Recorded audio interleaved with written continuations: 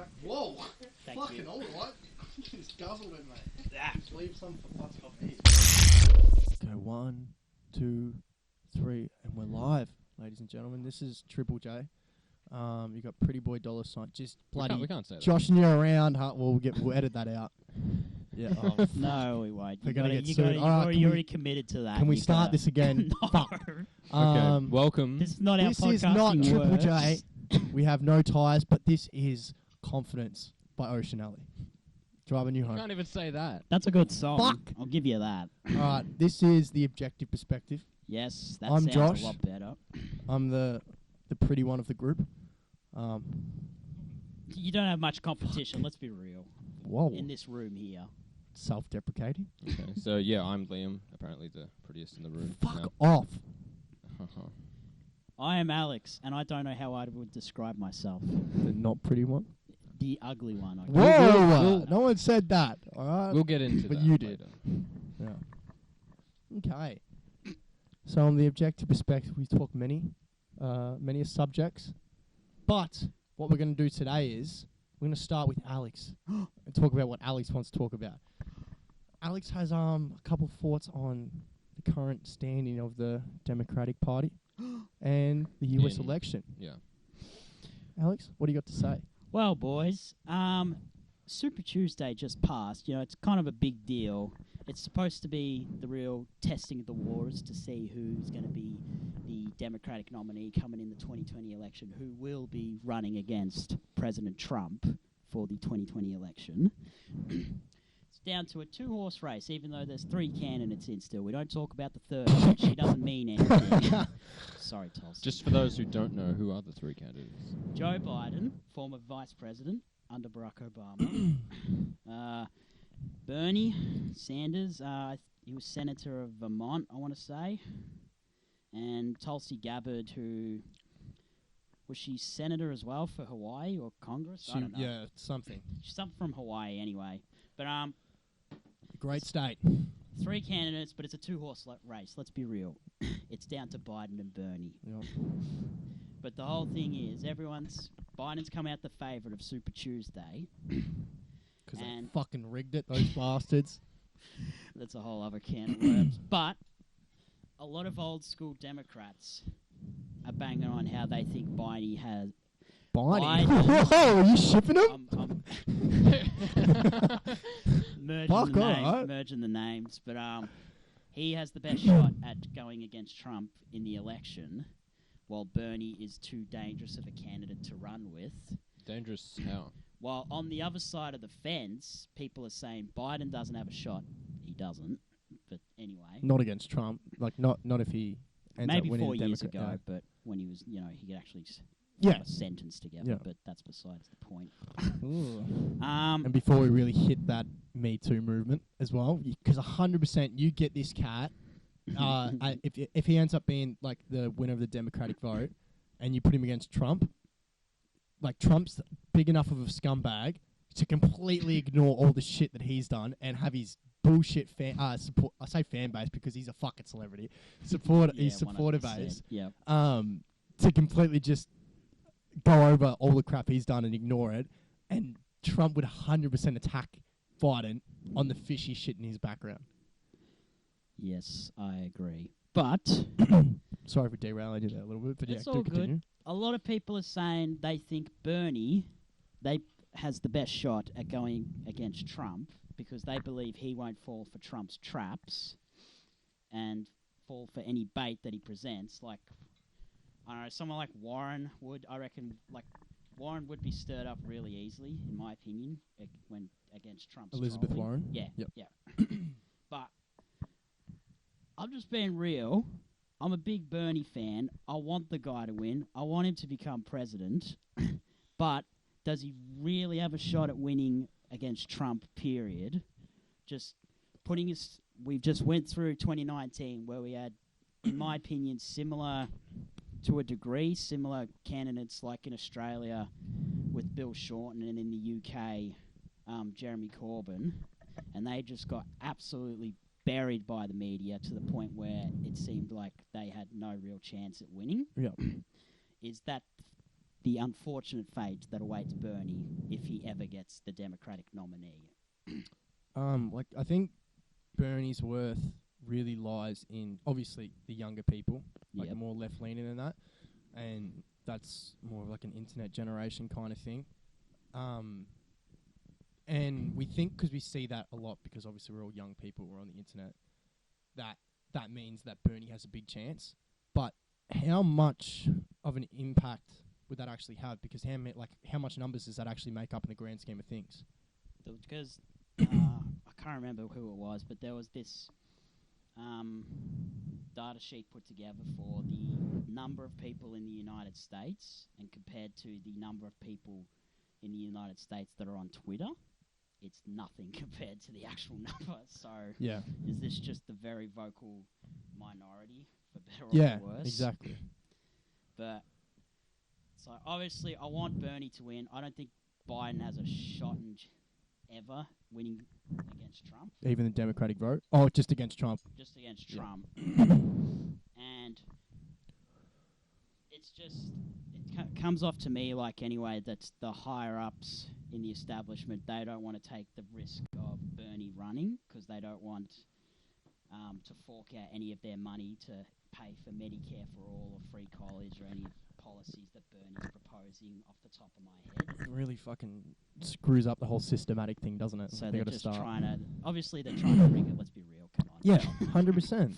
Because it's easier this way. They did it against Bernie when he ran against Clinton in 2016. They did everything in their absolute power to make sure she got the Democratic nominee, and which obviously it worked for him. Because They're trying to rinse and repeat with Joe Biden, it seems like, after Super Tuesday, because it didn't seem like he had a shot in hell in winning, and then he's just come out of nowhere. He's the favourite all of a sudden.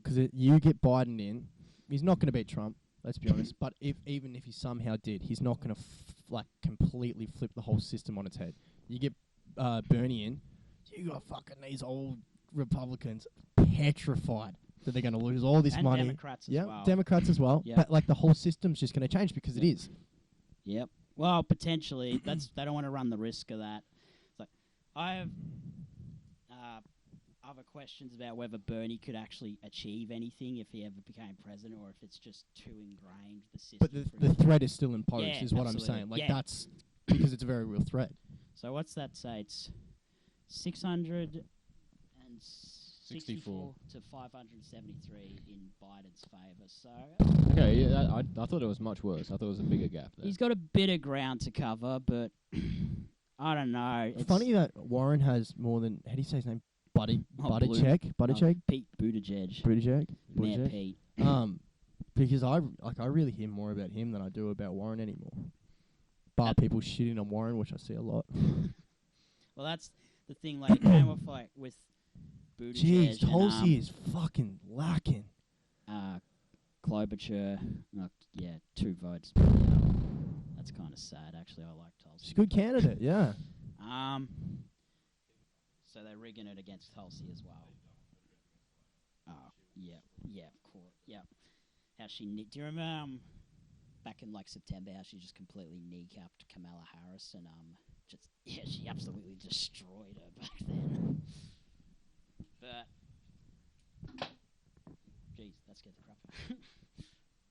It just came off like with Buttigieg and Klobuchar endorsing Bernie, pulling out and endorsing Bernie, that the right phone calls or emails were made and some handshakes happened and yep, you get this position if you endorse me, and then all of Buttigieg's supporters potentially are now supporting Biden, even though this doesn't make any sense to me. According to, do you know Kyle Kalinske of Secular Talk? No. He's probably the most reasonable American political YouTuber that I listen to. He's not like Crowd or anything. Fuck it up. Die. He's nothing like that. He's Kind of looks like BB. he's very Nos, the rapper. progressive. He's a big time Bernie supporter. But he said that voting numbers showed with the Pete Buttigieg supporters that their second favourite option was Bernie. Mm.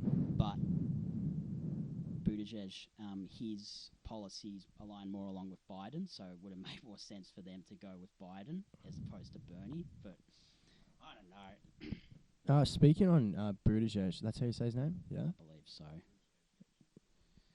You've seen just absolutely all of these Trump supporters exposing themselves. Like, he's not a threat at all. So No, it's insane. It's insane, like, how much shit I see on social media from just... Well, in regards to him being gay. Yeah. Yeah, it is. Yeah, It's like pretty sad, isn't it? They're legit just going for this guy because he's gay. It's not because he's a threat. Like, Yep. it's just to fucking be prejudiced against this poor cat. Like, And that just shows how full of shit that's that country is. That's funny because I'm not not really the biggest Mayor Pete fan. I think he was a bit narcissistic and obviously. I really don't know that much about it. And he represents a lot of the status quo. He's basically, someone described him as a gay man version of Hillary Clinton. You just swap the gender. Jeez. So That's all you have to make say. of that what you will. But still, it's he could have been a fucking hardcore Republican. You know, like it's not nothing to do. It's purely like they're just using him as a platform. Yep. To shit on like LGBT. Like that's it. Well, like, that's the thing. That they believe the DNC. They have such an issue with Bernie running as a Democrat, even though he's run as independent his whole career, except for the times he's run for president, he goes Democrat. Yeah, 'cause that's the only way he's going to get in. They're using his, but they are also using him to pull his supporters along, like dangling a carrot in front of them, and they're just so they stay Democrat while Bernie is Democrat along with them, as opposed to like in 2016. Not like all of them, but there was a solid number of Bernie supporters as soon as Hillary got the nominee. It was like, I want to vote Democrat, but I'm not voting if Hillary gets it. Yeah, well, obviously I'm a fucking Australian, so I don't have a say in who gets in. But like, that was my whole thinking during the 2015? It's 16. 2016 election. Like, I don't want Trump in under any circumstances, and I would have rather Clinton. Eat but shit and vote Hillary. yeah, like 100%, I would have had to have went Clinton. But like, at the same time, it's the impact that she gets to make as being the first. Like, do you really want Hillary Clinton like 20 years down the line when you start looking at her? Like, this is the first women's president. If only could have been fucking Tulsi, but hey. Well, that thing got killed dead in its track. Maybe, when's the next one? 2024. We'll see Tulsi's chances. Maybe she should go independent. But no, she's a Russian asset. Hillary said so. Even she's suing Hillary for defamation of character and all that stuff. Imagine if there was a Jeb Bush this year and he somehow was going up against Trump. That'd be fun just to watch. That I occasionally, if I'm bored, I watch highlights of those Republican conventions of just like Trump just being, for lack of a better term, an absolute rock star. Oh yeah, 100%. No, there's no lack of a better term. That is fitting. He's just him, absolutely but punking out these career politicians and making them look like fools. Jeb's just Jeb Bush was pretty a naive. Would you believe he was the favourite as well to be the Republican candidate? A long time ago, yeah, because he's a fucking Bush. But you forget that because Trump just absolutely emasculated him. Please clap.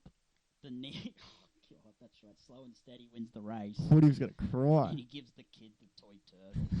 Because slow and steady wins the race. He couldn't have fucked himself over more. He was the so-called neo-conservative favourite to be the candidate. And then as soon as he absolutely...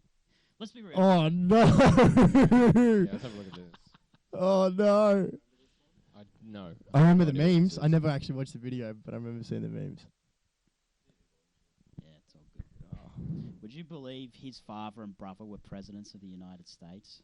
Well, yeah, because he's a fucking Bush. His grandfather was this very, very powerful, influential banker. Does not surprise me. Jeez, but touching on the Bush is fucking... Wasn't the... Oh, fuck, I forgot his name somehow. George. How did I forget George? Both their names was fucking George. I call him... Junior. I call him Papa Bush and Boy Bush. Junior. Fuck, he was just...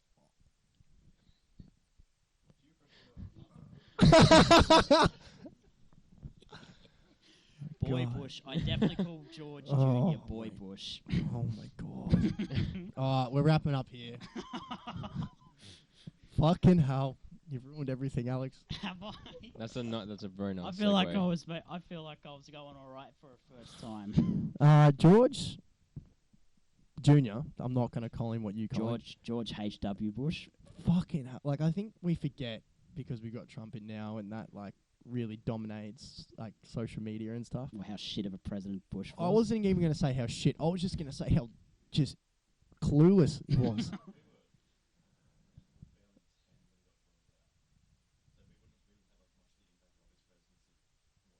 Oh, no. I don't mean the impact of his presidency. I just mean, like YouTube-wise or something. You see all these videos of Trump and that. If we didn't have a Trump in now, I guarantee you'd probably see a lot more, like, videos on Bush being a fucking dickhead. Or even when he's doing, like, the whole, you either with us or you're with the terrorists. That's it. Even, like, it's supposed to be this, like, you know... But that speaks to conservative old people. This whole thing... The war on terror, you know, we're going to go get these sons of bitches for 9/11 and all that. But, like, even he made it sound stupid how he just said it. Now watch this drive. I used to think Bush was, like, unintentionally the funniest president, even though I can't stand him and a lot of what he represents. Because he was a Sam bad Sam person. Rockwell. Sam Rockwell playing him. That's very intentional. I didn't watch Vice because I heard it was trash. It was all right. Did I watched that with you? Didn't Yes. I? Yeah. It was okay. Yeah, it was fine. Did Christian Bale put weight on for that, or was it a fat suit? Nah, wait. He put on weight. God, he needs to stop doing things to He his said body. he said he's stopping doing That's that. his last one he's doing. Oh, man. Dick Cheney. That's a way to go out. But Darth Vader. Christian Bale and Amy Adams, they elevate that movie. Yeah. Bale Definitely. elevates everything. You see, She's the new Leo in terms of never winning an Oscar. and it's funny to think that she got her, like, she existed before this, obviously, but her big break was, what was it, Enchanted? Yeah. Was that what it was called? That's the The last. Princess Disney movie? Nah, yeah. Where it's like a fish out of water. She She was in came from Disney? a... Yeah. It Wow, was okay. like... It was like a starts meta off in this kind of... animated Disney world, and then she goes through this well, and she ends up in modern-day Manhattan. With, and it's a real world. With, the dude from Grey's Anatomy. James Marsden is the prince. Yep. Of course, yes. James Marsden looks like him, like he... You could go from like 90s James Marsden to James Marsden now. It does not look like he's aged a fucking day. And everyone goes on about Paul Rudd. Oh, yeah. But James Marsden doesn't get enough love for that. That man's taking care of himself. He's good in Westworld, even though the second season's trash. He's a good actor that doesn't get enough good roles. And so he's stuck with shit like Hop and Sonic. Hey, Heard Sonic was good though. I heard Sonic was good. wow. You heard it. You haven't watched it though. No, but Yeah, apparently yeah. it's the highest reviewed comic book, not comic book, video Jesus. game movie ever. But the last three was Detective Pikachu, and then it was Angry Birds 2, and then it was this. Like the last three have just. Are we going to comment on it being the highest grossing like video game movie, but the studio that had to rework the Sonic design because the internet had this massive meltdown, rightly so, over how he looked. But now, after they finished it, Patrick Dempsey. That's what I was talking about. McDreamy, is that his name? yeah. Like Grey's Anatomy. He's, Oh yeah. here's a weird reference. He's from the third Transformers movie. Yeah, sitting right there in front of me. Doesn't surprise me at all. All right, that's Disenchanted. enough about. Oh, they're making a sequel. Oh. Well, Wait, what? No, isn't Disenchanted that Netflix show? Nah, yeah, that's a sequel. Why? Happily Ever After. Yeah. Oh, Surely that's in. what a revelation. They're making an Enchanted sequel. Surely that's not getting made. Pre-production. Fucking hell. As if Amy Adams would want to do it. Patrick Dempsey, not surprised. Look at that. rumored. Rumored, yeah. Rumored. It will never happen. Okay. That's all right. Okay, calm down now. They're probably not making it, but oh well. All right. I don't know how we got onto Disney movies when we were talking about the US election. Anyway, I hope Bernie wins all of it. I also hope Bernie wins it all. But I agree with your I'm the sentiments. same, yes. Well, we've managed to segue beautifully into movies, which is our next segment. because I as a feel matter like of that's what fact. we're fucking going to just talk about most of the time, to be honest with you. Movies. Yeah. Okay, so for this one, we're having to talk about the big film of one of the big films of last year. Best Picture, Parasite by Bong Joon-ho. So, what did you guys think of that? Fucking loved it. Yeah, Definitely I thought deserved it Best was Picture. pretty darn good. Yeah. Pretty good. But I'll I'll follow you into how you want to start this off. Did you want to? Well, I mean, just like, yeah. I mean, yeah, I agree. The movie, what you want us to hear? well, like, it's... Because, like, I've watched Snowpiercer maybe 2 years ago almost, and that blew me away. I absolutely love that one. It'd been on my watch list for ages and ages, and I barely knew anything about it, just like... Because it had zero marketing behind it. Yeah, and we all know. Because Thanks, Weinstein buried it. Weinstein. Yeah. And, yeah, this one was just... Like, I mean, watching both Parasite and Snowpiercer. I watched Snowpiercer again quite recently, before I watched Parasite. And I prefer Snowpiercer a lot more. Really? I think that... This is me with movies, though. I think Parasite is a much better film, but I prefer Snowpiercer. No, I can understand It's that. just sentiments. I mean, you're judging art. Where can you really draw like a fine line? Yeah. I fucking... As someone, I agree. as yeah, someone who he got watched me. those movies like a week apart from each other. Yeah, I watched it about 2 weeks apart. I agree with Liam that I preferred Snowpiercer, but Parasite was very, very good as well. Obviously. Well, the thing about Snowpiercer is it definitely appeals more in this day, I'd say. If they marketed that movie, it would have been huge. Would have made a lot of money, I feel, because it's got a very well set gimmick for a film. Very like specific premise. Yeah. Whereas like so does Parasite, but it doesn't stand out as well, much because it's Yeah. not as explosive and Yeah, you know? that's why. Like, I mean, that took me ages. This is a weird segment, but I mean, like, the MCU. It took me ages to get into the MCU. It was Guardians of the Galaxy, the first one that got me into the MCU. Same. The other ones are like, oh, they're set in present day. Like, aside from Thor and Because it felt like a Captain America, blockbuster. it's in a different world.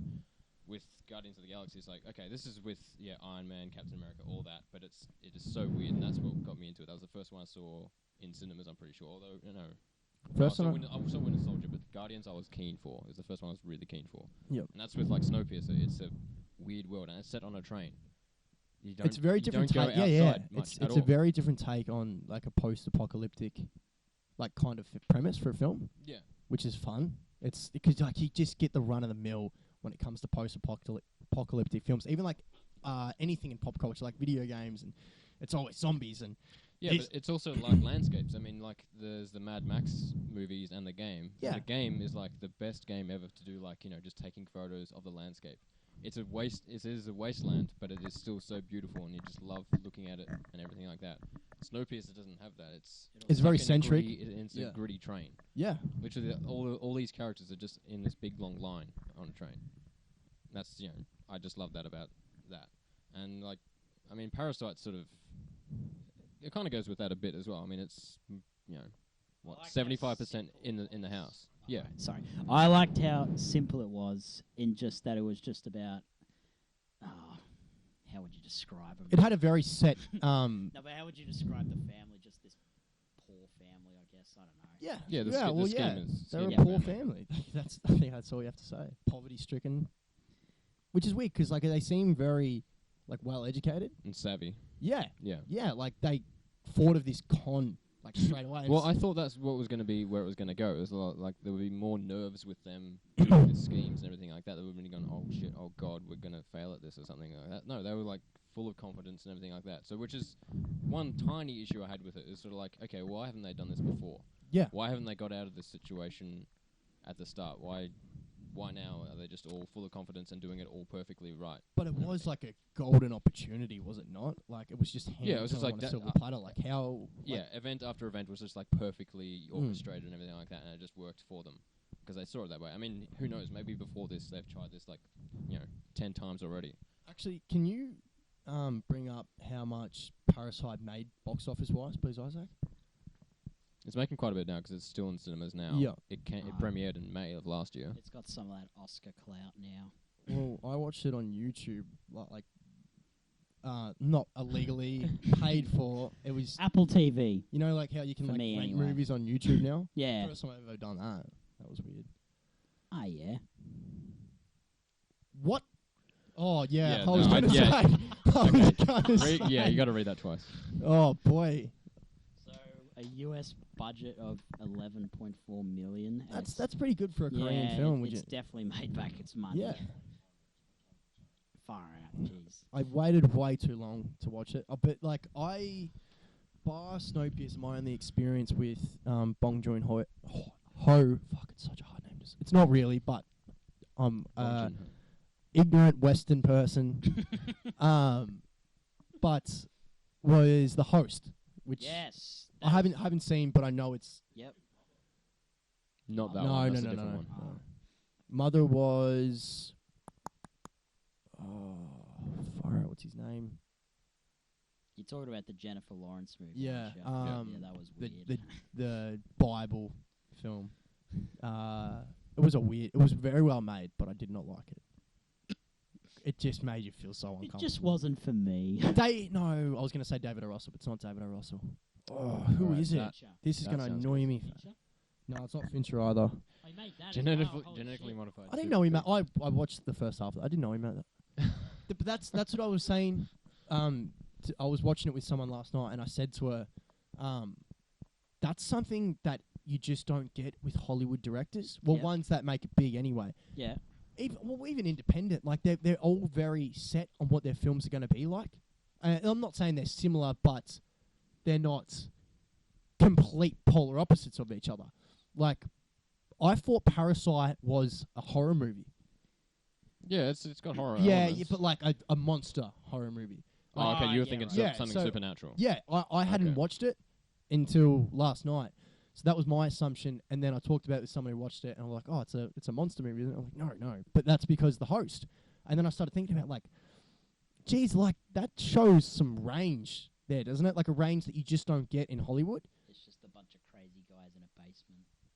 Yeah, but like Snowpiercer is completely different to Spoilers. Parasite. Yeah. And then you've got like over the top horror film, monster film like The Host. Yeah. And then obviously finally does Okja. Is that how you say it? Yeah. Okja. Which is like this movie. a light, not light. They're like it's heavy, in some parts, but like it's a light, casual watching comedy. I'd say. I haven't seen it. What is it? Is it meant to be some It's like there's this conservation near message extinct. or- Yeah, it's like there's this near extinct species, and I think this is like the last one or whatever. Yep. And then they want to exploit it, or Oh, it's been a while since I've seen it, but when I watched it, it was Jake Gyllenhaal in it as well. Yeah. Giancarlo Esposito. That's a great cast. But you just don't get that with directors now. Like even the really good ones, like your Tarantinos or your Finches, like You don't get what specifically? that like level of range, like branching out into everything. Like even you watch something. I mean, I got someone in mind, Ooh. like George Miller. I mean, he started off with Oh, Mad Max. Yeah, but that's Did three of very them- that's a very specific Babe example. in the Like City when- is when- a good movie. Went to Yeah, and did no, Babe 100%. and did Happy Feet, and then goes back to Mad Max and like pretty much, almost reinvents it a bit because he's got the technology to update Mad Max. yeah, He's 100%. still But just suing Warner Brothers. I'm talking I about. think so. I'm talking. What is he? Yeah, he didn't get. He didn't get paid the right amount for that because it was like in development hell for ages. Yeah.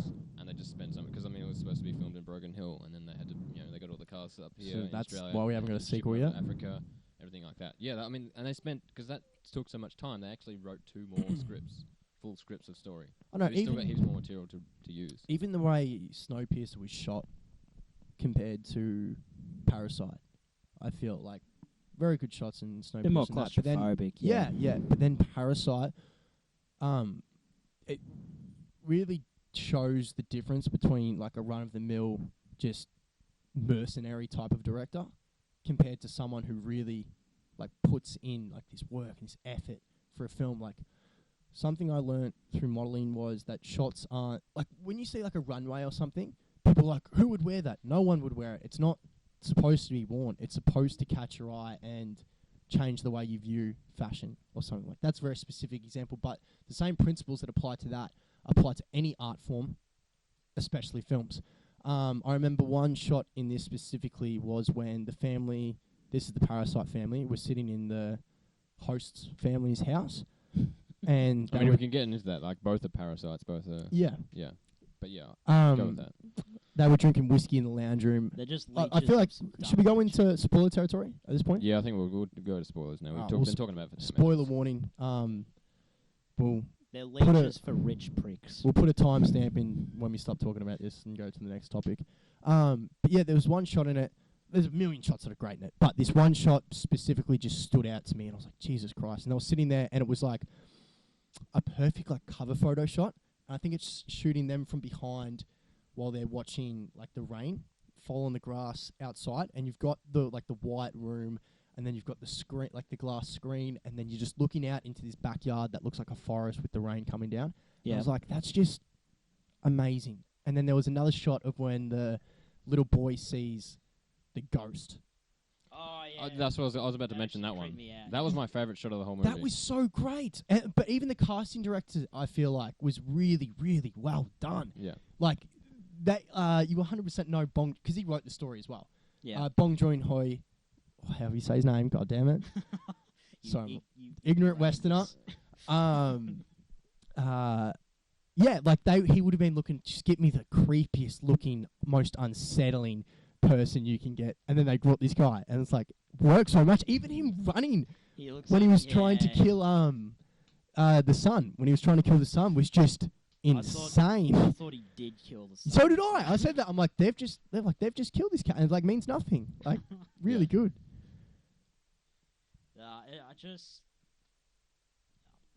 Do you think it was in that this is the day in life of these poor sods that are also like scam artists that are just milking as much money as they possibly can from these dumb rich pricks, basically?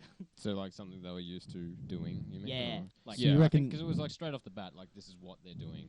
So you reckon they've done it before? You Yeah. reckon? Although he had a little like they're weird... seasoned at it. Yeah. He had a weird moment there at the start because he talks to his like high school friend or whatever. Was that his name? Min? Yeah, the guy is moving. He goes to America or Canada or something at the start of the film. He only appears at the start, and he's talking to the son, and the son seems very sort of low confidence, not so sure of himself.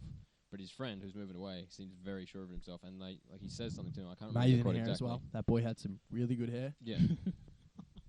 He knows. Trust us. But yeah, I mean, I thought, is this sort of like a jump start to the whole thing? Because he sort of seemed like, because I didn't think he'd be able to handle it. Because he's the first one who goes in and starts scheming with the tutoring stuff.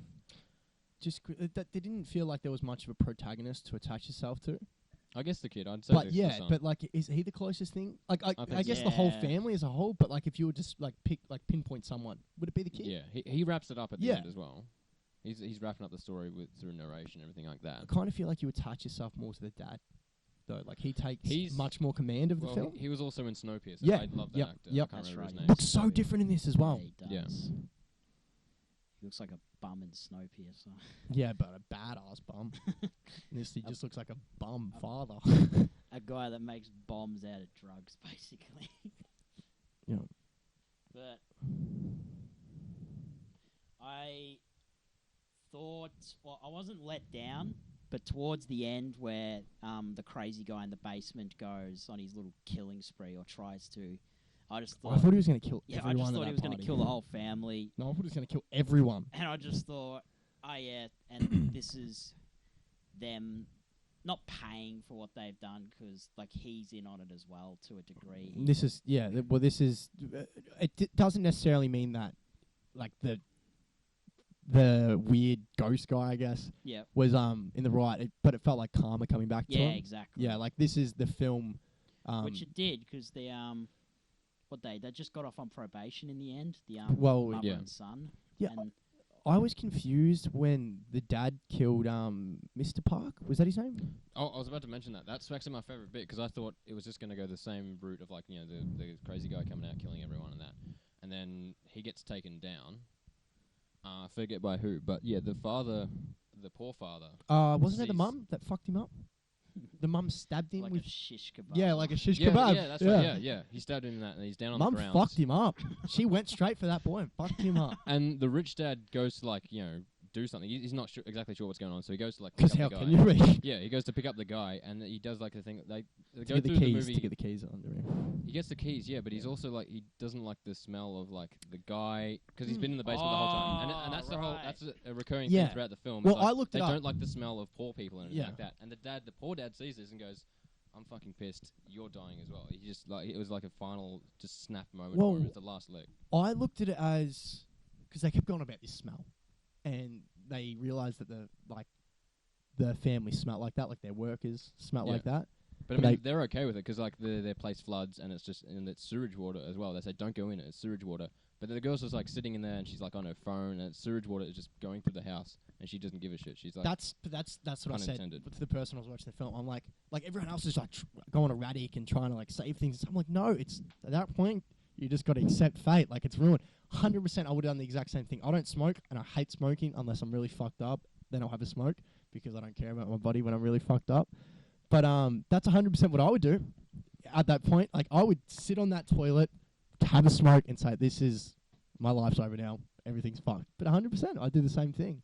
But I was confused when the dad killed the rich father. Yeah, the rich father. Yeah. Because I'm like, what the fuck is it? Like it's just gone crazy now. Like but then I thought, was it because he was trying to save his family because the rich father noticed the smell on that guy, and then he was going to make connect the dots that the family were also like poor and they were actually a real family. Yeah. But then they ended up getting found out anyway. I'm just like, so that mustn't have been it. But then we looked it up and it was the father.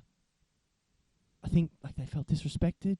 Like the dad felt disrespected or something. Because he overhears the rich father saying about him that he smells. Yeah.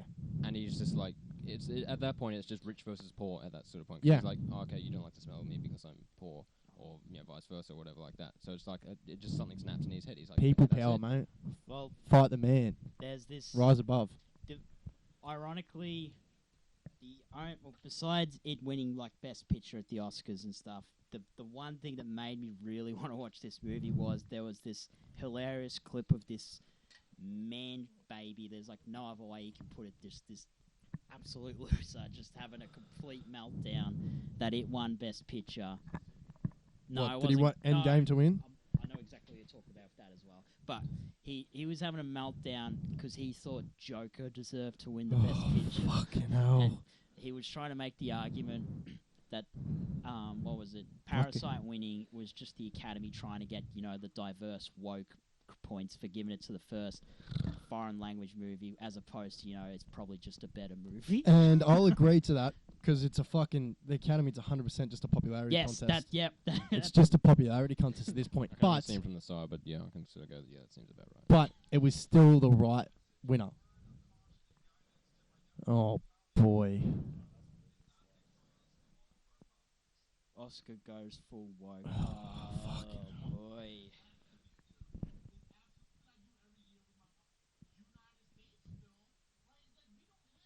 Oh, he sounds like such a nerd as well. I'm just reminded of... See, I saw this and I thought it was hilarious. I'm like, I've got to watch this movie now if this guy's having a meltdown. He is like a more real version of Al from Toy Story 2. Just collects everything and I want to give this about everything. I want to give this cat a swirly so bad.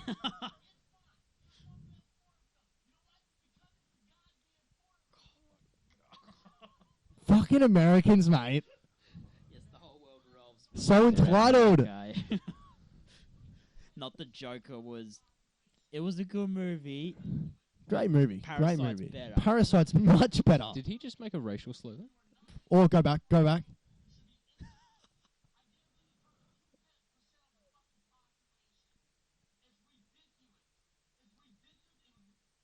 think okay. He's just.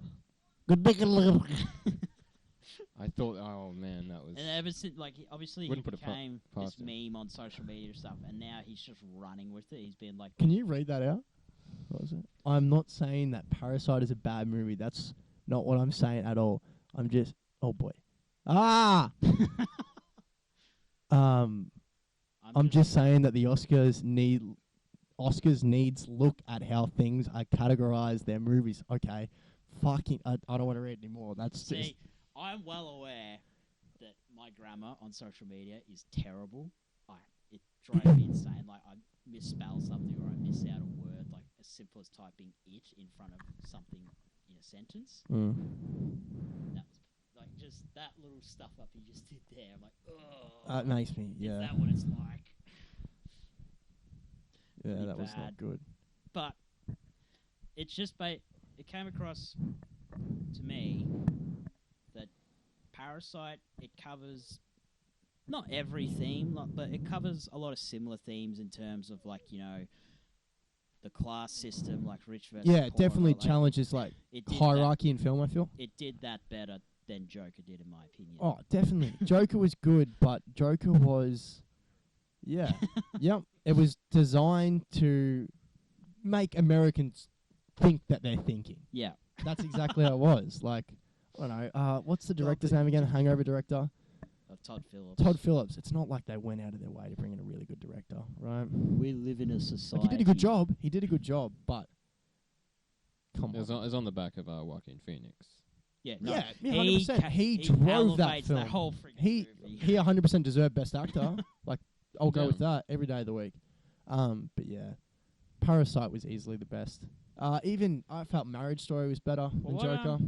Yeah, oh yeah. Marriage Story was really good. Well, I'm just looking up what pictures, like what was nominated for Best Picture this year, and because I've seen most of them this year actually, which is kind of surprising. But I think, yeah, Parasite it's either Parasite or I rewatched Once Upon a Time in Hollywood, and I thought it was a lot better. Yes, 100%. It was amazing. And Once you I don't still have haven't done that again. I've once only you seen don't- it once. once you don't have this set image of what the film's going to be, because Yeah. I had no idea. I didn't watch Yeah. any trailers or anything. I went completely blind into this, and then I watched it. I'm like, this is fucking great. Brad Pitt's great. Did he win Best Supporting yeah, he at did. the He Oscars? He Because I did. know he did at the Golden Globes. I just wasn't sure if it was the Oscars as well. I haven't seen Ford vs Ferrari, or Little Women. I haven't seen, but everything in there is something that I'm going to definitely get around to. I've seen Marriage Story, Once Upon a Time in Hollywood, Parasite, Joker. I really got to watch Jojo Rabbit. But yeah, you can look at that and you can see it is a popularity contest. Yeah. No one's denying it's not, Yeah. and no one's denying that maybe that was a big factor into the reason why it won. It makes them look more diverse. Yep. But at the same time, that doesn't mean it wasn't the right choice. Yeah. No? 1917's one I really want to watch because I love Sam Mendes. Yeah. American 1978 Beauty, was very underrated good. classic. Underrated classic. Robert. Margot Robbie was nominated Yeah. for not for. Bombshell. Oh, okay, I was gonna say. That's the the Fox News sexual assault case. But Oh, really? I hadn't even heard of that She before. plays a fictional version of a real life Fox News employee. I'm pretty sure. Was well, that's sort of like what was that? Fucking Wahlberg film Patriots Day, where it's a real On the occurrence. Boston Yeah, bombing. but it's Yeah. like a fictional take on it. I do have to get around Jojo Rabbit though. Any last thoughts on Parasite, boys? Actually, one thing that the person I watched it with said, because they watched the first half of it before like shit went down, and they said that they fell asleep, not because it was boring or whatever, just because they were tired, you know. And she was about to fall asleep, and then that happened, and it just woke her up like she Do you just had think- like a shot of caffeine or something. Maybe that's calculated. Bong Joon-ho was just like, okay, this is the point where people are going to fall asleep, and there we go. Now we get into the really sort of the meat of the story. Yeah, I'm a very reactionary person, very like explosive in personality and stuff, I'd say. But there was at one point during this film, which like sometimes is given with me, but when I was watching this film, it doesn't really happen much from watching movies, but I watched it and something happened, and I was like stood up and I was like, fuck, and then I sat back down. As a ignorant Westerner, just a random observation. Pretty much all the foreign language movies I've seen, except for one,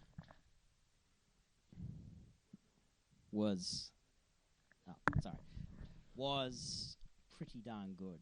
And you know what the bad one was. You watched it with Spawn. Spawn. The Polish one about the lady. Fucking no! That was it called Spawn? I'm pretty sure it was called Spawn or Spore or something like that. Oh, we didn't we think it was going to be about wolves? Yeah, it was like a werewolf movie, and it was just So it was- she was a crazy lady that's killing these big game hunters because it's hunting season in Poland. But it's okay because hunters are bad. But even though she's basically a serial killer in the woods, murdering people. Yeah, and it was protecting the animals. Though, and they it's helped. okay. They helped. Like these people helped her. It was shit.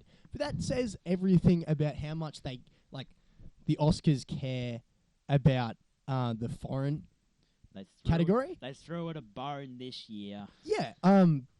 But winning foreign film means nothing because we looked at the reviews for this film after. It was torn to shreds. Yeah, Like people didn't like this movie. It was just in there because the Polish nominated it, and then it somehow got in. The Academy didn't care. That's why, like, Parasite winning It's Best like that- Picture in general. That's the point of all award shows, really. They don't care. It's like No, they don't. whatever year 12 Years a Slave was nominated for Best Picture. 2013? Yes, Yeah. I'm pretty sure. But a member of the Academy came out and admitted that he hadn't seen the movie yet. He just voted for it just because of the subject matter it covered. It's But this is you got one job: is watch a movie. this is a conversation for like everything that has any form of judging. Like, Yeah, like I said at the start, we're judging art. do so, not I even mean, get me started on MMA judging, like Dominic Reyes versus John Jones. Not going to get into it. Not going to get into it. Could have gone either way. Could have gone either way. But when you have, we're into it.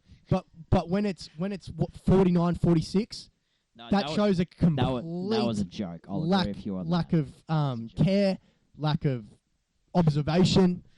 Like, but there's a problem with judging and everything. Yeah. Agreed. Like they don't have the right people in. Yeah, exactly. They have the people who have connections in. Agreed. Yeah. Well, that's like with Jojo Rabbit. I've watched all of Tiger's movies, and my favorite by far is Boy. I think it's my favorite, and I think it's his best one. And a small independent film. Yeah, it went to Sundance. It did pretty good there, but it did mostly good here in Australia Sundance is and where in New Zealand. people should have their emphasis on if a film. It is. A lot of people go to Sundance, and it's Yeah. a huge thing. But it's not Academy. Huge. Yeah, no, it's Yeah. definitely anti-Academy. That's what Robert Redford made it for. Yeah, Is that he doesn't because he didn't like Hollywood. what was it? Well, Sundance. Well, he did what was it? Cassidy and the Butch Kid or whatever. it was? Bush Cassidy and the Sundance. Yes, probably yeah. my favorite film of all time. It didn't get nominated, or something. Oh, he didn't get nominated. No, or? it started out as a thing of like you got Paul Newman as he was a big name. It was Huge. 1968, huge name. Yeah. And people wanted something like Warren Buffett or the guy from The Great Escape. Holy shit! Was it not Paul Newman in Great Escape? No, it was I know who we're talking about. the main character, Steve McQueen. Steve yeah. McQueen. Yep. It was going to be Steve McQueen as either Butch Cassidy or Sundance. They were deciding who was going to be who at that point. But he wanted the same. Jeez, they wanted to push him for everything, McQueen, didn't they? No, they just wanted those two big names in the title. Something like that. No, but just every film in general. Like, Yeah. like I'm surprised he was never James Bond. To be honest with you. Yeah, that's a good. Yeah, that I never thought of that really, but yeah, that definitely would have come about at some point. But yeah, they wanted them, and Robert Redford was like this guy. He'd been in Barefoot in the Park. He was mostly like a sort of a stage theatre actor. He'd been in a few things, but he wasn't big. Fucking legend. And they wanted that. They wanted that for Butch Cassidy and the Sundance Kid to market it properly, and they were going with Robert Redford, the director, and Paul Newman. They were advocating for him, and people were just like, "Oh, this is This we isn't hate- Hollywood. Yeah, and that's sort of like because he was like he'd been there acting for like roughly 10 years or something like that, and he thought maybe this was going to take me somewhere, and it did take him places. We don't It need took your him out of Hollywood. Weinstein. It took him out of Hollywood because he was just like somewhat rejected by their standards or whatever it was, And then he did. and he made Winter Sundance Soldier. Film Festival. Yeah. That's probably the most mainstream thing he's ever done. But he it was- said that his reasoning behind that was like, I've never done anything like this before. Why not? Yeah. And he was great in it. Well, that's It was actually really what good. Michael Douglas said about Ant-Man. It's like just sometimes you got to just do something different, and that's basically his whole reasoning for it. Yeah, Robert Redford's not going out of his way to be different. He just says like he gets bored with either acting, so he stops acting. He's like, okay, I don't want to do acting anymore. I'm going to go do directing. So he did that in the 80s, and then did directing for a bit. He's like, oh, okay, I could go back and do some more acting. He just gets bored of either, and enjoys either for a little while, and then goes back to something else. He And just wants becomes to, president in the Watchmen universe of the United States. as himself, isn't it? Yeah. As Robert Redford. I know Redford. He's definitely relatively in a mainstream light. Like you can talk to people, and a decent. people know amount the of people name, yeah. know Redford, but he really doesn't get the respect unless it's coming from a hardcore, like fan base of like film fans. Yeah. Like this guy's like he's really done it all and done it against the system as well, and he doesn't like carry himself like someone that would. But like if anything, he looks, he sounds, he dresses like someone that would be part of the system, but he's not. I think that's something special and something you don't really get with most people. This isn't a guy trying to be someone. No, this is just a guy well, he said that about fighting like, against the bullshit system. Well, it's not so much that. I mean, it is that I think inadvertently by him. Mostly, he just like says, he like referring to like crowds of people. He says, "I hate them. I fear them. I don't want to be in them." It's like, and I understand that. I've been in like large crowds of people or large groups of people, like 20 plus, and it is a really annoying spot to be in. It's just like infuriating because you got the group mentality. The group's got to move through all this thing, and you can't be that independent. And Robert Redford wants that independence. And I get that. But I mean, that's essentially what Butch Cassidy and the Sundance Kid is at its core as well, which is why he loved that film so much. But yeah, Parasite, good movie. Parasite, very good movie. As soon as I watched it, 5 out of 5. There was like a paradigm shift in that film. Like, very good film. 5 out of 5 for me. You And fellas? it deserved Best Picture. 100% best picture of that I've seen this year. I was very lack on my films this year because I was busy with a lot of other things, but Probably more important things, but from what I've seen this year, definitely that. But everything that was nominated that I've seen was really good. Yep. Yeah. But yeah, 100%. Very, very good film. I can't think of many flaws in it. What was your final verdict on it, boys? 4.5 I'll go with. Just because Well, perfect films are very hard for you to come by. yeah. For me, like, a perfect film isn't necessarily 5 out of 5. Yeah, alright. Yeah. But it's for me, it's just enjoyment. Like, if I Yeah, it's what enjoyed a you get film out to of the it. maximum extent, I'm going to give it a 5 out of 5. Yeah. I've probably got like 70-ish films that I've given 5 out of 5s. Infinity War. Infinity War's 5 out of 5. So is Nah. Endgame. But any film that makes me cry as much as Endgame, Yeah, alright. and I can understand, like, I haven't watched it since, and I can understand if, like, you went back and you didn't have the emotions attached to it. But that's what they're doing in movies. They're appealing to your emotions. See, that's why La La Land's my favourite movie of all time. Yeah. Because it doesn't have to be a whole array of emotions, but sometimes when it is, and it makes you feel every single emotion to the maximum extent, it makes you feel love, it makes you feel sadness, it makes just all feelings you can think of. That's why La La Land's my favourite. I remember a girl I slept with, like, told me that La La Land was basic for a favourite movie to have, and that's coming from What? yeah, that's Any- coming. anything It only but. came out a couple years ago. Yeah, but you can understand, like, it would be a lot of people's favourite movie without actually thinking about the emphasis that film has. Is it more known for being a good movie now or being the movie that wrongly won the Oscar for Best Picture? No, it didn't win Best Picture. No, wasn't it? It was like- announced. No, yeah. no, wrongly won, and then, oh no, Moonlight, you guys won. Don't Whatever even get it me was. started. That's where my grow up Moonlight lies. Great film, but La La Land was Best Picture that year. That's your beef. But yeah, against that's it. why I loved Endgame, because it made you feel just those emotions to, like, the raw, barest extent. Like, I was sitting in that chair and just sobbing. Like, I wasn't in a cinema at that point. I was part of the film. Like, that's how I felt. That's what you you know? got to do with movies. Like Yeah. Mad Max Fury Road brought me up into the screen. 5 out of 5 as well. 5 out of 5 as well. And that's what George Miller said he was going into it. He says, I want to watch a movie and just be like looking up at it like that, like in the front row, just like being absorbed up into the screen. Yep, That's what definitely. a good Definitely. movie does. But I feel like we should maybe progress. Yeah, go for it. So now this is going to be my topic. Yeah, so my topic, how we're starting off today is we want to start, it'll be different every episode depending on what topic we want to talk about.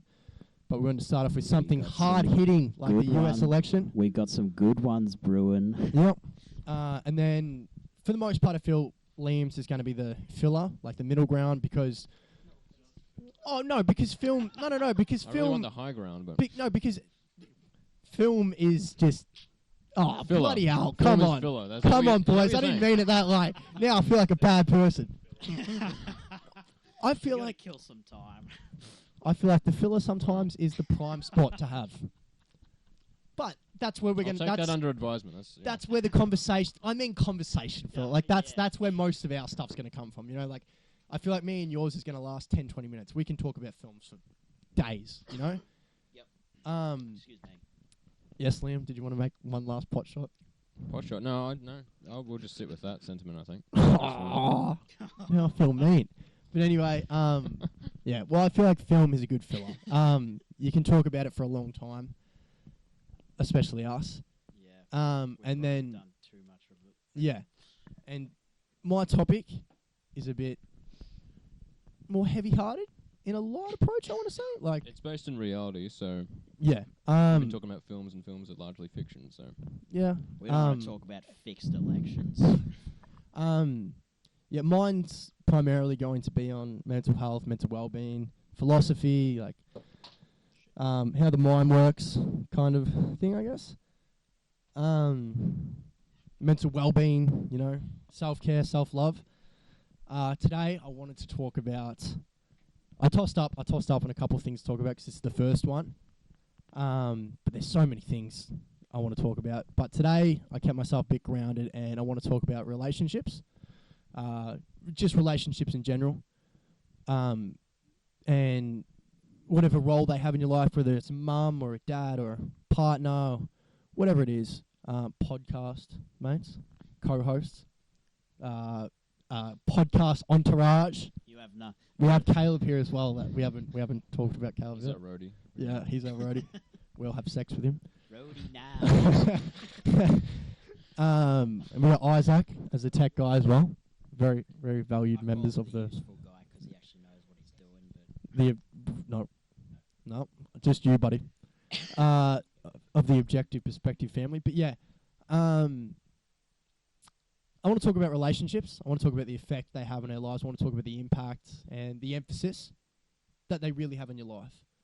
Because I feel like sometimes we really follow this set, ingrained method of this is the set road that we're following for life, and we don't really stop, for lack of a better comparison, we don't stop to smell the roses, you know. But the last year has been, I've kind of just stopped to smell the roses, you know, and take in everything that life is. And something I learned through meditation, because I meditate through an app, and I listened to my meditation guide, I guess, and there was your sensei. Yeah, well, I guess. The course I was doing at one point was on appreciation, because I was having a time where I was really lacking appreciation for myself, for friends, for family, for anything exterior, I guess, and even inherent. I just didn't have any appreciation because I felt very hard done by. Yep. But the difference between feeling hard done by and wanting to not feel hard done by is going out of your way to prove that. Yeah. So that's why I really gave it to meditation. And for this course I was doing on appreciation, it would finish every lesson on talking about, think about what's the thing you appreciate the most. Yep. At one point. And this was during a time where I didn't really see much upside to life, and something when you really, I don't know if you guys can relate to this or whatever, but when I was really at my bottom, it was hard to see friends. Even if they were there, it was hard to see it because you were more focused on the people that weren't there. And in those times when there's certain people that are missing, you realise that the thing you appreciate the most, for me anyway, when you're lonely, is mateship. And I feel like I've really pushed myself this last year to be the best possible mate, like best possible friend that I can be. And I think I've always tried to be that friend, but not in the ways that I should have been. I think a lot of the time it was defending my friends at the quickest sniff of physical altercation. You know, that was the way I could prove that I was a good friend, if I defended them in a fight. And obviously that's the wrong way. Violence is never the answer to anything. Well, fellas. you mentioned violence and everything like that, and I was just thinking, because when I watched 1917, I was like, you got the two main characters of the film, and they're, you know, brothers in arms. They're not brothers in real life, but they're in the same regiment, whatever, like that, and they're going across this journey in World War One, in the trenches and everything like that, and they're aside from blood, they're brothers, pretty much like that. Yep. And so, like, I watched that film with Alex and Caleb, and I thought, sort of like, projecting myself into that situation if I was in that, and like, these guys would be my brothers in in those trenches, everything like that. And like, the emotions that you go through, the characters go through in the movie, sort of like, okay, yeah, I could really see myself, I guess, in that spot. Yep. And I would, do anything for them. That's my sort of, Yeah, and I still would do that 100%. That's how that movie appealed to me in that regard. Yeah. That drew me into it as one of the core. And that's a bits. way to feel emotion in film, isn't it? And I really relate to that to the maximum extent, because I used to look at, and I used to say this to people, like some people would call me an idiot or whatever for fighting, like very close people, and they were right, because you shouldn't have. And me and my brother would get in a lot of fights with a lot of different people while we were out. But my thing was, I felt something there whenever I just win a fight against someone at a nightclub or whatever, like a sense of camaraderie. And even though it's misguided because it comes through something that you shouldn't have done, the feeling that you feel isn't wrong. But you can get that from so many different things. I remember once when me and you went out clubbing during O Week, like 2016, our first O Week as adults. Yeah. Far out. I think I remember quite vividly. Some of it vividly, some of it we're at a bit more blurry. what was it called? Bar 238. That's now shut. Yeah. And what was it? Probably not. I'll say. I loved it until this fucking dickhead. And the manager there was drunk all the time, idiot, had no idea how to run the place, and that was because his parents owned it, and that's why he was the manager. But like, you went and played around with a laptop or something at a music night that was there? I shouldn't have been there. No, you shouldn't have, but there was other people doing it as well. And also, they were females, and that's why you got singled out, because you weren't a female, and he didn't think he could have sex with you. Well, let's be real. That's up to some conjecture, I think. But then, like, what did he do? Put an arm around you or something? And no, I can recall he poured a beer over my head. Yeah, and then poured a beer over your head. Sort of put me in a what do you call it, half Nelson or something like that, and then escorted me, threw me out of the bar. And then I saw it and went for him straight away, because that was my brother that he was doing that to. Well, I didn't even see where you were. I was just like, okay, I'm just like going out towards the. That's what I thought of, actually. And yeah, you just appeared out of nowhere. I can't remember where you were at some point, but you were just on the case, pretty much straight away. And then a bunch of bloody security guards jumped me and kicked me out. And then the guys like jumped behind them and everything. And I was like, okay, I'm going to get this guy one day. And it happened to be, went to Universal that night after. And as I was leaving, he came in and I turned him around. This guy's like twice my size, but this just proved how much of a little bitch he was. And I pinned him up against the wall and he shit himself. I can remember just having a smile on my face when I got thrown out. Also, because just like I'm being thrown out of a bar. It was a bucket list for you. Yeah, it's a bucket list thing. Or, well, it was then. As I'm getting thrown out, I'm like, yeah, this should go on my bucket list. Yeah. Then it happened. and then, but I was just like grinning because like Josh was straight onto the guy. He's just like, don't throw out my friend or anything like that. And Josh, I was just like smiling so much at that. That just made me grin that night. That was great. And I still have those same principles towards relationships and friends and everything. And I would try to find some level of mediation now, because I'm a different person, and I know that you don't have to show your worth in relationships through that. Yeah. But still, to this fucking day, like I would 100%, if it had to come into like physical altercation to defend a friend, I would. It just wouldn't be for the same reasons as it was before. But I think that says everything about the emphasis that, obviously it was the wrong thing to do, but that says everything about the emphasis that I feel people should have when it comes to relationships. You should want to defend your friends. You should want to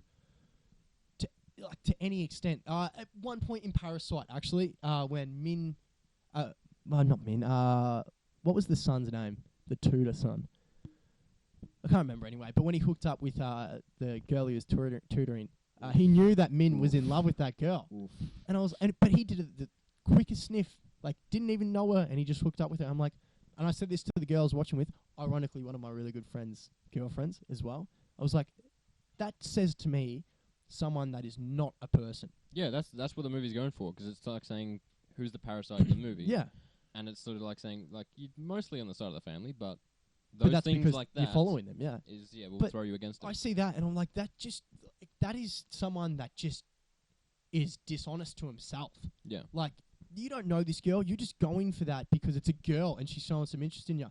And your best mate told you how much he loved her and stuff. Like, where is the camaraderie? Where's the mateship in that? And I just... If I love someone, like if I'm like love you guys, you know, like I give into the emphasis of that. I don't love you, but you know, I love you unconditionally. And unless you've ever done something terrible, that would like it wouldn't be challenged by me, you know. Like I would always back you to the hill. And I just can't believe there's people who aren't like that. And obviously, I know we're all different and everything, and I don't believe in giving into a false sense of loyalty, like a misguided sense of loyalty to anyone. Well, so that's like I've dropped a lot of friends in the past year because of that, because I didn't think they were good for me. Nothing against them, but something I moved past. Like a lot of people think that like relationships are like a sort of a transaction thing. Like if you do something for someone, they're going to do something back for you, and it shouldn't be that way. I mean, that's an adolescent kind of mindset, thinking that everything's a transaction.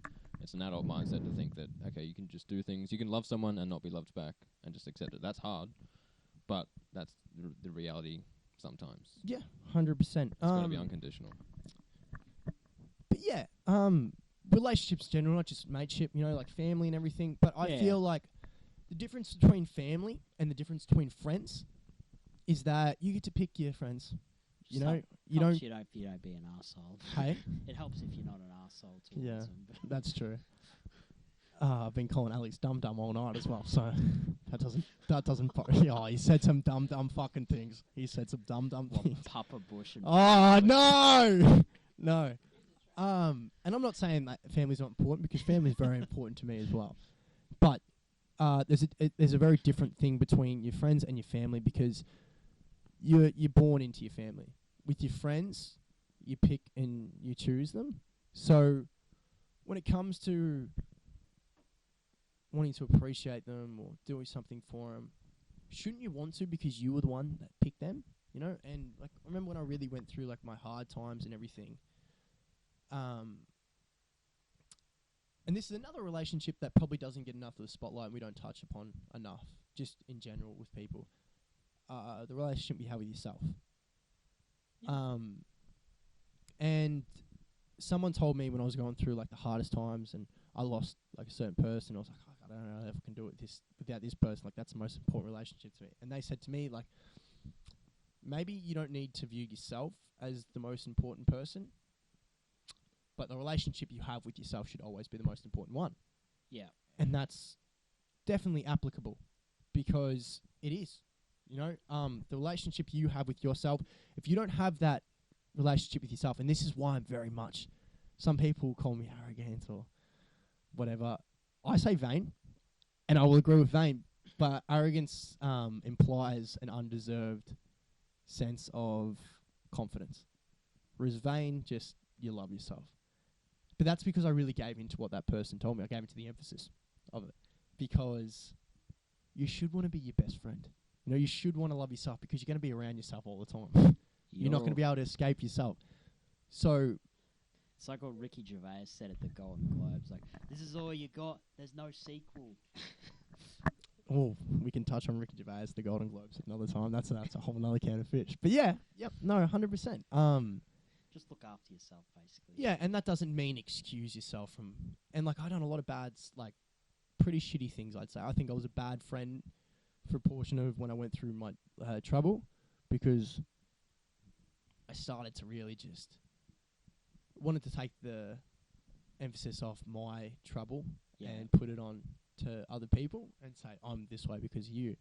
And that really happened. And it was never true, but that was my escape. And it was bad or whatever. And then I realized that I'm allowed to like love myself and have this relationship with myself, but that doesn't mean I get excused. That doesn't mean I don't have to change. And that's what so many people get caught up in. They think when someone says they should change as a person, that means that they're not good enough. Yep. It means that you've got traits that you need to work out. And no one's going to ever be perfect. And even like we are nodding and agreeing with him, by the way. Well, no one's going to be perfect, you know, and it's a simple thing that is talked about a lot. But I feel like we can all. It's hard to obtain, but I feel like we can all have that perfect relationship with ourselves, and that's something I'm really trying to work towards for me. Trying to, well, like I definitely love myself more than most people and talk about myself more than most people, but that's because, like, if I'm talking about someone I really love, like a really good friend, you know, like if I'm talking about you guys to someone and I'm hyping you up to someone you haven't met down here before, I'm going to talk you up to the maximum extent, you know, because I love you and I want them to love you as well for the time they meet you. And that's a very good hidden thing, because I mean, a friend, you can do that, talk you up to someone else, and then when you finally meet that someone else, they say something like, "Oh, so you're this person who done blah blah blah. You've done this," and you didn't even like expect that. You didn't even realize. You might have even forgotten something like that, and they just bring up like, "Oh, you're so great at what something," and they're like, "Oh." And it's really And you kind of think, okay, who said that? Mm. And it was a friend, like you, who said that. But then I feel like the same principles can be applied to yourself. You're allowed to talk yourself up. You know, if you're allowed to be the hype man for yourself. Like, why shouldn't you? Like, I'm going to get fucking groceries. Fuck yeah. I'm fucking great. Yeah, I'm going out of the house and I'm pushing myself to do something. Yeah. You know, like I'm rewarding. Well, leaving the house can be difficult for a lot of people. Yeah. And I feel like most people just don't have that relationship with themselves. Like they definitely don't love themselves enough, that's for sure. And they just follow this set ingrained path that's been put before them of work, and then get to the weekend and let yourself go, whether that's drinking or partying. For me, it was that. But yeah, but once you get to a point where you really putting yourself, and not putting yourself first, but putting that relationship with yourself first, you're really opening up other relationships as well. And I feel like the relationships in the past year that I've made, is that Big Show with putting someone in a fucking full Nelson hold? Yeah. This is in reference to the position the manager Liam said he had him in. There's just a photo of Isaac just brought it up. Yeah, professional wrestler. Where was I?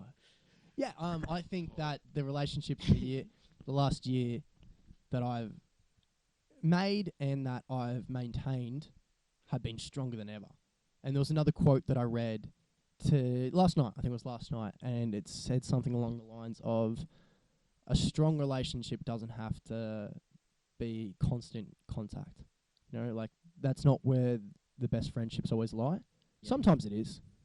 Because you can kind of get forced there. Yeah, but it's not like, with you guys, the only one I'm talking to every day is Alex. You know? But that doesn't mean that the relationship isn't still strong. Yeah. It just means that we're all away doing our own things, you know? And, like, for a lot of people, there's not many people they keep up with constantly. Especially for me now, like, really, it's the one that I'm not seeing every day because of work or football or other obligations is Alex. Like, that's the only one I'm talking to every day. 'Cause it's hard when you're busy to keep up that constant chatter, you know? I mean, you can just sort of like just send stuff to each other, you know? Yeah. Like you got all these methods of, social media where you can just send something. Instead of like saying something, it's just like, have a look at this. That's it, and that's keeping in touch. What I'm getting at is, like, I feel like where I've strengthened that relationship with myself, which is still a growing battle, like, you still got to keep going and stuff, is that now I've been able to become myself to the full extent. You know, been able to change myself in the way that I realised I had to change because it was negative. I don't like using the word toxic because that implies that someone is bad. And I don't think the majority of people are bad, but I think most people have negative traits they got to work out. I'm still trying to work out some of mine. There's still certain things that are there, and it's a battle. You're always going to go. You're never going to get to complete satisfaction, you know? But I 100% think that my relationships, the ones that I've kept and the ones that I've gained, especially in this room, I think are much stronger than they've ever been. I remember I said to you a little while back that I didn't think I could have conversations, especially like this, with anyone because I wasn't doing anything with my life, you know? And that combined with actually having like a very strong sense of social anxiety, even though it may not appear that I do because I'm very extroverted or whatever. That was my favourite piece of growth from last year, is your transformation of that. Like thinking that you couldn't have those conversations and then having them anyway. I think after a period. the most rewarding thing I ever did was, even though I can't go back and read it because it's written by a different person to me, is releasing my article. Because when like everything was out at that point and I couldn't like seclude back into a shell at that point, everything was out there and I had to run with it. For better or worse or whatever was going to happen, I had to run with it. And that was me trying to be the person I wanted to be. But there was no way of escaping that now. Now I've put myself out there and now I have to follow that path. And that's something that's definitely led towards this, the podcast. And that's another relationship. That's another different relationship, the one that we're going to have together in this bonding way for this podcast, as well as the relationship we're just going to have the podcast in general. But yeah, I guess the main point takeaway is really building that relationship with yourself. And I talk about my specific examples, not because I want to talk about myself, even though I love doing that. I do love doing that. But more so from an ethical point of view, because I was talking in the grand scheme of things about other people and stuff, but it hit me. It's like, I have no right to do that. I have no right to tell other people how to fix themselves or whatever, because what worked for me didn't work for someone else or whatever it is. And that's why, like, sometimes I talk to someone who's going through a hard time. I talk to them, but I tell them, like, they need to apply their own philosophy to life. I think that's the most important thing. Yeah. And that's what I think a lot of Jordan Peterson's followers get lost in. They attach themselves 100% to that, and that's the only way of life. You can pick and choose your moments. Yeah, that's being a slave to an ideology. Yeah, exactly. It really is. But it's in philosophy, psychology, so it doesn't seem that way. Or cherry picking what you like from whatever Peterson or whoever else, whatever they've brought to the table, and you just cherry picking what they like. Yeah, or definitely. Just taking it completely out of context. Yeah, 100%. And it really spawns an ugly side of philosophy, I feel. But I was talking to one friend who rang me at like 3 a.m. in the morning, and yeah, I want that though. Like, I want that. Like, I want to be woken up. I don't care if I got to work at 5 a.m. in the morning. I want to be woken up at 3 a.m. if someone needs to talk, even if it's just not life or death. And it wasn't life or death for this. It was actually, I had fuck all sleep that night anyway, because I went to bed at like 2 a.m. because I was frantically packing for like my photo shoot.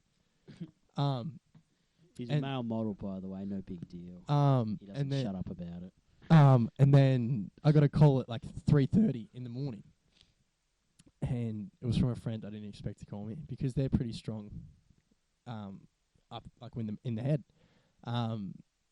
and ironically they were going on about relationships, and how they weren't certain about their relationship. It wasn't so much that, it was more so that they'd been challenged by someone else's circumstance and they felt they were saying things that they believed in, but they maybe weren't applying in their life.